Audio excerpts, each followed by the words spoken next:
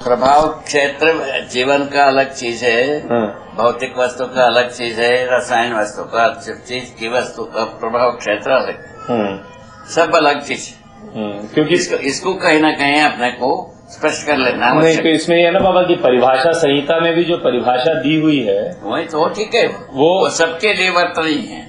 वो भौतिक रासायनिक वाले प्रभाव क्षेत्र की ही फिर बात करती है, क्योंकि वो कहती है ठीक है, अभी ऐसे ही माना जाए। बाकी बात तो जीवन का प्रभाव क्षेत्र के बारे में अभी थोड़ा सा आपको सूचना दी, तो यहाँ बैठे हैं, हमारा कल्पनाएं दूर दूर तक दौड़ते हैं। तो भाई ये दूर दूर तक दौड़ते हैं, भाषा मतलब हम दूर की चीजों की कल्पना कर पाते हैं, ये तो समझ में आता है। ठीक है, वही आपका वैसे ही बोलिए, हमारा भाषा ऐसा है। हाँ, तो ठीक है, दूर दूर तक पहुंचता है, पहुंच करके वो जो प्राप्त करना है कर लेता है, नहीं कर पाता है नहीं कर पाता है, ये दोनों चीज है। क्या वो किसी के एडमेंटेशन की जगह नहीं है महाराज। नहीं, एडमेंटेशन नहीं, हम तो समझना चाह रहे हैं। हाँ, इसमें इतने ही है, क्योंकि ये बात आशा की गति से शुरू हुई थी, तो हम कहते हैं आशा की गति को मनोगति बताए। ठीक है ना, जीने की आशा मनोगति में है। वो मनोगति का लंबाई चौड़ाई कितना है ये गणित में आता है। नहीं, वो तो ठीक बात है, मनोगति किसको कह रहे हैं अभी हम ये समझने की कोशिश कर रहे हैं। हाँ, वही तो मनोगति मन जितना गति से दूर दूर फैल जाता है, वो चीज अपने को पता नहीं है कि इसको भौतिक वस्तु से नापा नहीं जा सकता। ये तो बात तय है। ये मानव का मौलिकता पहले मौलिकता ही। पर ये गति तो बाबा क्लियरली ये तो अनंत है, क्योंकि मैं कितनी भी दूर की चीज उतनी जल्दी कल्पना कर सकता हूँ। वही तो बात है, वही बात है बेटा, वही बात है, उसी को आप अपने में अनुभव करना। नहीं, लेकिन गति जो होगी एक्चुअली जो पुंज की गति होगी वो तो अपने जगह में है, वो उसको भी गणित ने स्वीकार नहीं कर, मैंने गणना नहीं कर पाएगा। नहीं, हम यंत्र से गणना न कर पाए एक बात, पर उसकी कोई संख्या तो होगी ना। संख्या कैसा होगी? संख्या के बारे में एक कल्पना किया जा सकता है। हाँ। किसी एक गति तक की किसी संख्या तक की एक गति होगी, किसी संख्या तक की जो कहते हैं वो अपने को सुनिश्चित नहीं हो पाता है। हमको तो नहीं हुआ, सुनिश्चित नहीं हो पाए, वो बात भी सही है। हमको ऐसा नहीं हुआ, तो आगे चल करके आगे पीढ़ियां शोध करेंगे, यदि कोई निश्चयता निकालेंगे तो निकाले, क्या तकलीफ। ठीक है, ये हम अकेले व्यक्ति संसार के लिए जिम्मेदार है ऐसा मैं नहीं मानता। हर व्यक्ति संसार के लिए जिम्मेदार है। ये एक्चुअली सूत्र रूप में अच्छी बात है हम लोगों के लिए भी। बात ऐसा है, हर व्यक्ति को जिम्मेदार होना है। कई बार अपनी सारी जिम्मेदारी अगर जाने अनजाने में बन जाती है तो एक दबाव सा भी हो जाता है। तो बहुत क्या बात है, क्या बात है। संसार के लिए एक नमूने के अलावा, एक स्पेसिफिक पॉइंट के लिए अलावा क्या होगा, वो मल्टीप्लाई होके रहेगा। यदि अध्यवसायिक हो, अध्ययन विधि से साउंड हो गया, वो मल्टीप्लाई होते रहेगा। ऐसे मैं मान के चल रहा हूँ। तो इसी बात पर बाबा ये जो आपने बोला यदि अध्यवसायिक होगा, इसका कुल मतलब इतना ही है कि अध्ययन विधि से कराना योग्य, अध्ययन करना योग्य। हाँ, ये होता है। तो अध्ययन करने की जो प्रक्रिया है उसमें शब्द से अर्थ जाने की जो प्रक्रिया, इसी को अध्ययन कहते हैं। ठीक है, कि भाषा से व्यक्त हो जाएगा, दूसरा व्यक्ति उसका अर्थ पकड़ लेगा। उसके पहले पठन है। हाँ, वो ठीक है, उसके पहले श्रवण है। हाँ, ठीक है, ऐसा बना हुआ है। हम आपके भाषा सुनता हूँ, यदि आप पढ़ करके पढ़ना भी जानते हैं, पढ़ करके भी सुनाते हो, ठीक बात है। वो तो भाषा ही हुई, चाहे पढ़ी हुई चाहे लिखी हुई। भाषा ही है दोनों। ठीक है, ऐसा इसको तो हम बहुत कुछ सुन चुका। तो ये जो आप अध्यवसायिक पे काफी स्ट्रेस देते हैं, ये इसलिए देते हैं क्योंकि पहले कहा गया कि ज्ञान अनिर्वचनीय है। इस अर्थ में भी आप बताते हैं कि ऐसा कुछ नहीं है, बताया जा सकता है, दूसरा समझ सकता है, यही कहते हैं। नहीं, अध्ययन का मतलब इतना है, बताया भी जा सकता है, दूसरा समझ भी जा सकता है। ठीक ठीक। उसके लिए अपन अभी कम से कम 100 जगह में 200 जगह में प्रयत्न कर ही रहे हैं। ठीक।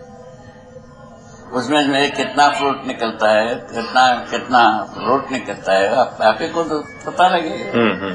ठीक है ना, ठीक है, सामान्य बात हो गई ना। कम से कम 200 आदमी के सामने है साफ ये प्रयोग चल रहा है समझाने का। ठीक बात है, वो तो चल रहा है, बिल्कुल सही बात। समझाने ऐसा एक और बिंदु पर आते हैं बाबा। आप बोलते हैं मध्यस्थ सत्ता और उसकी परिभाषा देते हैं सम विषम से निष्प्रभावित।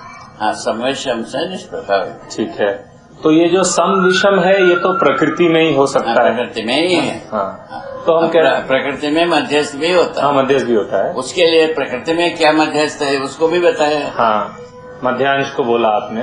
हाँ, परमाणु में मध्यांश। हाँ, वह प्रकृति में संपूर्ण प्रकृति में बताया। हाँ, जो एक वस्तु को बनाना। हाँ, ये जैसे है घर बनाना। घर बनाना सम शक्ति कहा। ठीक बात। इसको उड़ा देना विषम शक्ति कहा। ठीक है, इसको बनाए रखना मध्यस्थ शक्ति का। ठीक बात है, ऐसा कहा। बिल्कुल ठीक बात। ऐसा कहा। उसी आधार पर धरती को भी संतुलित बनाए रख सकते हैं। उसी आधार पर वनस्पति संसार को, जीव संसार को, मनुष्य संसार को संतुलित रखते हुए, संतुलित रहते हुए जिया जा सकता है। ठीक है, यहाँ आ गए हैं। बिल्कुल ठीक है। कितने में कितने में ठीक बात है। बोलो सही। पर मैं ये अनुभव का ये महिमा बताया आपको एक कोने में। क्यों ये अनुभव अस्तित्व में 500 का होने से, हम एक बात स्पष्ट होने से, उसके साथ कितना विशालता तक हम पहुंच सकते हैं वो भाई आपको बताया। वो भी ठीक बात है। ऐसे ही हर व्यक्ति के साथ होगा। ठीक है ना। अनुभव करने के लिए, उत्सवित होने के लिए अध्ययन है कुल मिलाकर। कुल अध्ययन का जो सार बात देखोगे ना, तो अनुभव करने के लिए अध्ययन तो है ही बाबा, और कोई मतलब ही नहीं। वो यदि पहले पढ़ गए अब समय को बहुत अच्छी ढंग से सेव किया जा सकता है। ऐसा मैं सोचता हूँ। ठीक बात है। ठीक है ना। वो ठीक बात है। एक बार आए बाबा, मैं जो कह रहा था हाँ। कि जब हम कहते हैं मध्यस्थ सत्ता बराबर सम विषम से निष्प्रभावित। हाँ, अभी अस्तित्व में प्रकृति में समेशम मध्यस्थ क्रिया है। वो ठीक है बात। और मध्यस्थ सत्ता है। सत्ता ज्ञान रूप में मनुष्य को प्राप्त है। ऊर्जा रूप में भौतिक वस्तु, भौतिक संसार को प्राप्त नहीं, वो भी ठीक है बाबा। जब मैं अपनी एक दुविधा बता रहा हूँ एक तरह से, कि जब हम ये वाक्य सुनते हैं कि सम विषम से निष्प्रभावित, तो हमारे को ऐसा लगता है कि भाई जब वहाँ कुछ है ही नहीं तो वो प्रभावित कैसे होता, ऐसा एक बात बनती है सत्ता को। देखो, हाँ, तो उसमें कहाँ गलती हो रही है ये आप हमको बता दो। बता रहे हैं। हाँ। देखिए, अभी हम कुछ भी सोचते हैं। अभी पहले से हमारे पास जैसा सोचना है उसके अनुसार सोचना। ठीक है, उसमें उसको हम गलत भी नहीं कर रहा हूँ और वाइट भी नहीं कर। ठीक है, ठीक है। हम कर रहे हैं उस पर सोच करके हम कहीं पहुँचने की। ठीक बात, ठीक है। ये एक वाक्य को प्रयोग बिल्कुल ठीक है। तो पहुँचेंगे कैसा? अनुभव मल्टीप्लाई होता है। हर व्यक्ति में मनुष्य है, तो मनुष्य जो है ना अनुभव करने की ताकत को बनाई है। जीवन में अनुभव करने की ताकत बनाई है। ठीक है, उसको एक्सर्ट किया जाए। नहीं, वो तो एक्सर्ट किया जाएगा बाबा। एक्सर्ट करने के लिए क्या है? हाँ। अनुभव करने के बाद ही मनुष्य प्रबुद्ध होता है। हाँ, ये चोट तक है। वो तो ठीक है बाबा, ये छोटी भी नहीं। हाँ। तो यदि अनुभव के लिए क्या किया जाए, तो अध्ययन हो जाए। हाँ। क्या अध्ययन हो जाए? हाँ। ये सब वस्तु ऐसे हैं, तैसे है। ठीक है, ये सब होते ये सूचना हुई। हाँ। तो निश्चयता क्या हुई? हाँ। विकार क्रम विकार, जागृति क्रम जागृति, अस्तित्व में अनुभव करना। ठीक, इतने में आ गए। हाँ।